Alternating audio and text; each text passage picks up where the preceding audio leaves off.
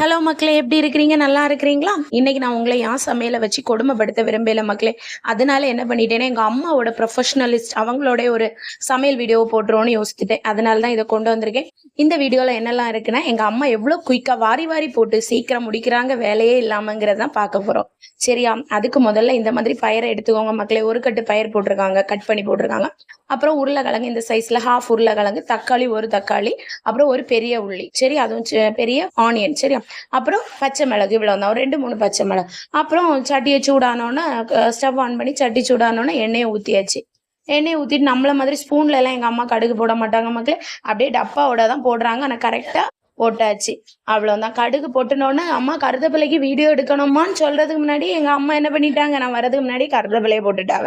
அதுக்கப்புறம் எல்லா வெஜிடபிள்ஸையும் சேர்த்து போட்டு என்ன பண்ணியாச்சு, அதான் கையெடுத்தே கிண்டுருவாங்க போலதான் இருக்கு. நம்மள போல எல்லாம் இல்லை 5 அடி 10 அடி தள்ளி நின்று கிண்டுற டைப்ல கண்டிலேயே அப்படி சமையல் வித்து அப்படியே வருது அவங்களுக்கு. அப்புறம் எல்லாத்தையும் தூக்கி ஒரு தட்டு மக்களை தனியா உள்ளி தக்காளி வதக்கணும், நின்று வதங்கி வதங்கி நம்மளும் வதங்கணும்னு எதுவுமே பார்க்காண்டா எல்லாத்தையும் போட்டு ஒரு கிண்டு. அவ்வளவுதான். கிண்டிக்கிட்டு அம்மா கிண்டி முடிஞ்ச அம்மா இவ்வளவு தானா, எல்லாம் வேகாண்டமா, எல்லாம் போதும் மூடி வை அப்படின்னு சொல்லியாச்சு. நானும் மூடி வச்சு முடிச்சாச்சு. அப்புறம் பார்த்தா வா மசாலாயை போடுவோன்னு திடீர்னு அம்மா வேகவே இல்லை, போடுவோம் வா அப்படின்னு கூப்பிட்டாச்சு. என்னெல்லாம் மசாலான்னு பார்ப்போமா, மஞ்சள் பொடி போட்டாங்க, அதுக்கப்புறம் என்னது மிளகு பொடி போட்டாங்க, மல்லி பொடி போட்டாங்க. அவ்வளவுதான். 3 மசாலா தான் மக்களே.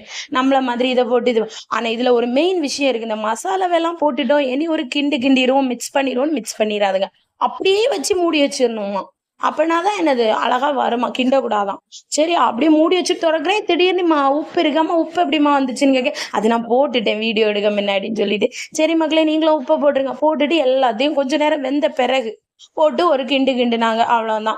கிண்டிக்கிட்டு திருப்பியும் பழையபடி என்னது ஒரு இதை வச்சு மூடிட வேண்டியதான், வேற ஒண்ணுமே இல்லை.